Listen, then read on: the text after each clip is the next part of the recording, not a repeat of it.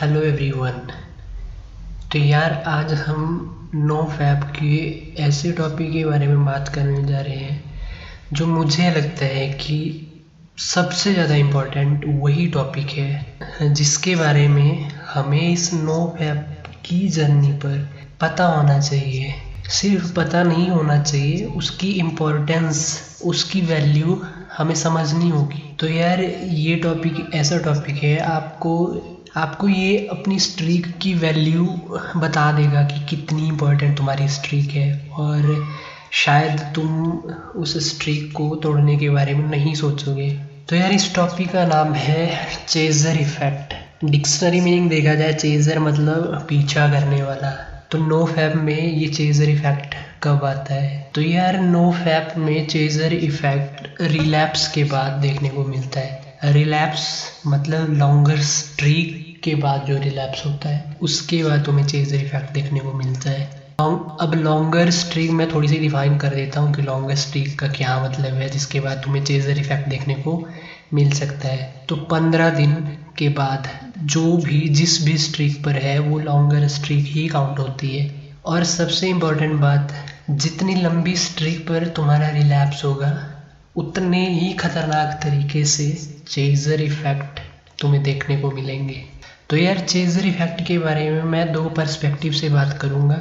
तो एक होता है जनरल पर्सपेक्टिव, जो सबके लिए वैसा कुछ देखने को मिलता है चेजर इफेक्ट में, और एक मैं अपने खुद के एक्सपीरियंस के बारे में बात करूँगा जो मैं राइट नाउ फील कर रहा हूँ और मैं किन किन परिस्थितियों से गुजर रहा हूँ, जो कि मेरा खुद का एक्सपीरियंस है। तो यार जनरल पर्सपेक्टिव से बात करी जाए तो चेजर इफेक्ट मतलब रिलैप्स के बाद दूसरा रिलैप्स, दूसरे रिलैप्स के बाद तीसरा, और इस तरह से तुम उस रिलैप्सेस के साइकिल में फंस जाते हो। ये होता है चेजर इफेक्ट। तो ये होता क्यों है? देखो यार, लॉन्गर स्ट्रीक तक तुमने अपने माइंड को किसी भी तरह से डोपामिन हिट नहीं दिया। वो उस डोपामिन जो तुम मास्टरबेशन से, पॉर्न से उसको देते थे, वो उस फीलिंग को मतलब भूल चुका होता है उस लॉन्गर स्ट्रीक तक। और जब अचानक से उसे वो फीलिंग दोबारा से मिल जाती है तो वो सोचता है कि यार भाई ये तो मज़ा आ गया, मतलब हमें यही फीलिंग चाहिए। और वो बार बार बार बार बार बार उसी फीलिंग की क्रेविंग करने लग जाता है। कितने भी बड़े तुम 30 मार खाओ हो, कितना ही तुम में सेल्फ कंट्रोल हो, उसका टेस्ट भाई इस चेजर इफेक्ट में हो जाता है कि तुम कितने अगर पानी में हो। मेरा बोलने का मतलब है कि कितना भी बड़े से बड़ा बंदा होगा वो इस चेजर इफेक्ट से मतलब हार्डली बच पाएगा। तो ठीक है, तुमने तो डोपामिन दे दिया माइंड को, अब वो बार बार क्रेविंग कर रहा है। और उससे भी बड़ी बात कि अब वो माइंड तुम्हारी बिल्कुल नहीं सुनने वाला है, किसी भी हालत में नहीं सुनने वाला है। कितने बड़े बड़े तुम रेजोल्यूशन कर लो, कितना समझा लो, नहीं सुनेगा भाई, तुम्हारा माइंड नहीं सुनेगा। और सिचुएशन तो यहाँ तक ख़राब होती है कि बिना अर्जिज के भी तुम मास्टरबेट करोगे, तुम रिलैप्सिस पे रिलैप्सिस करोगे। जो रैशनल माइंड है वो इतना वीक हो चुका होता है, वो उसकी सुनता ही नहीं है। तो यार इतनी खतरनाक चीज़ है ये।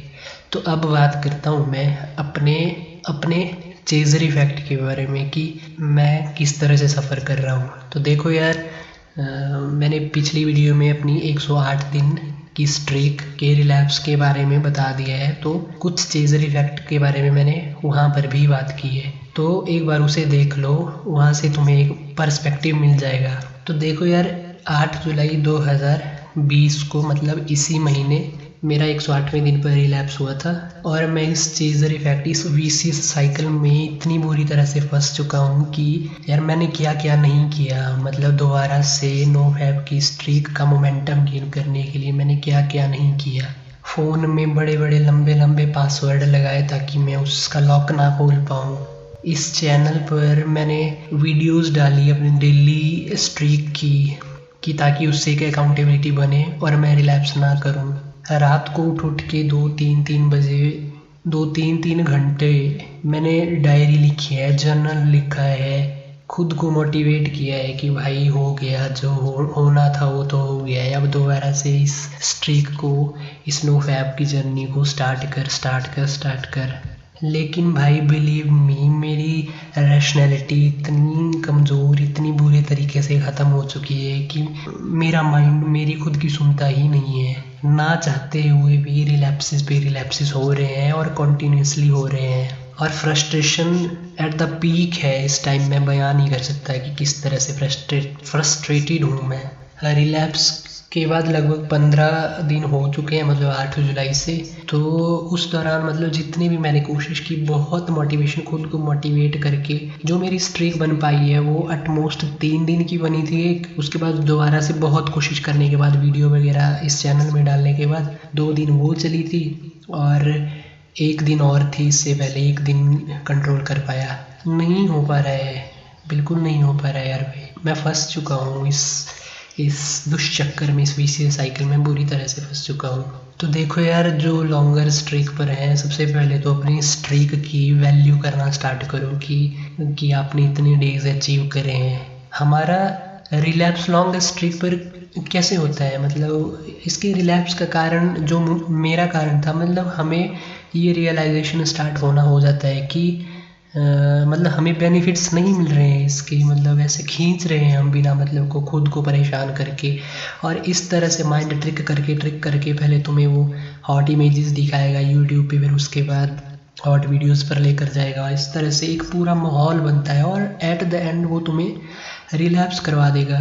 तो भाई यहाँ मैं बोलना चाहूँगा कि जब ऐसा लगने लग जाए ना कि बेनिफिट्स नहीं मिल रहे हैं, तो भाई वहीं से समझ जाओ तुम्हारी डाउनफॉल होने का टाइम स्टार्ट हो गया है। और ये बेनिफिट्स तुम्हें मिल रहे होते हैं एक्चुअली, और ये तब रियलाइज़ होगा जब तुम रिलैप्स कर दोगे और इस चेजर इफेक्ट के साइकिल में बुरी तरह से फंस जाओगे, और तुम नहीं जानते कि तुम्हें कितना टाइम लग जाएगा इससे निकलने के लिए।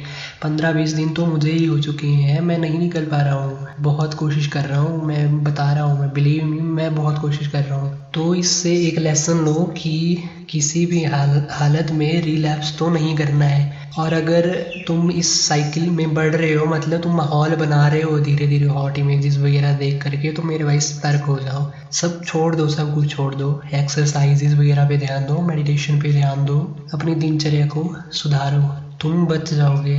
लेकिन अगर फंसे तो फिर बहुत बुरे फंसोगे। लेकिन प्रॉब्लम पता कहाँ आती है, अब आप लोग शायद जो वीडियो देख रहे हैं लॉन्गेस्ट स्ट्रीक पर होंगे। लॉन्गेस्ट स्ट्रीक पर हमें ये लगता है कि यार क्या बकवास कर रहा है ये बंदा, हम तो मतलब 30 मार कहाँ है, हम तो रिलैप्स होंगे ही नहीं, हम में तो बहुत सेल्फ कंट्रोल आ गया है। भाई यही सबसे बड़ी भूल होती है। दूसरे का एक्सपीरियंस जेन्युइनली फील करके देखो, जो मैं बता रहा हूँ उस चीज़ को फील करके देखो, रिलैप्स, अपना रिलैप्स फील करके देखो। अगर तुम्हारा मन रिलैप्स करने का कर रहा है, और इस साइकिल में जिसमें मैं फंसा हूँ उसको फील करके देखो, फट जाएगी भाई तुम्हारी, एक पल के लिए फट जाएगी, मैं बता रहा हूँ। तो इसीलिए रिलैप्स हर हालत में नहीं करना है, कुछ भी हो जाए रिलैप्स नहीं करना है। और यार आज मैंने दोबारा से मतलब खुद को मोटिवेट करके बड़ा लंबा सा डायरी लिख के, जर्नल लिख के खुद को एक बार दोबारा से मोटिवेट किया हुआ है कि दोबारा से मैं स्ट्रीक पर आ रहा हूँ। पता नहीं मैं कब तक सस्टेन कर पाऊँगा, मुझे डर ही लग रहा है इससे अब। तो आज मतलब 24 जुलाई 2020 दिन के 3 बजे से मैंने अपना काउंटर 0 पर सेट कर लिया है, और डे 0 लग चुका है। विश मी गुड लक, और आपकी जर्नी के लिए भी आपको गुड लक। और लास्टली मैसेज यही है कि अपनी स्ट्रीक की वैल्यू करना सीखो भाई, और कभी भी रिलैप्स करने का मन करे तो एक बार इस वीडियो में आ जाना, it will definitely motivate you. Okay, thank you.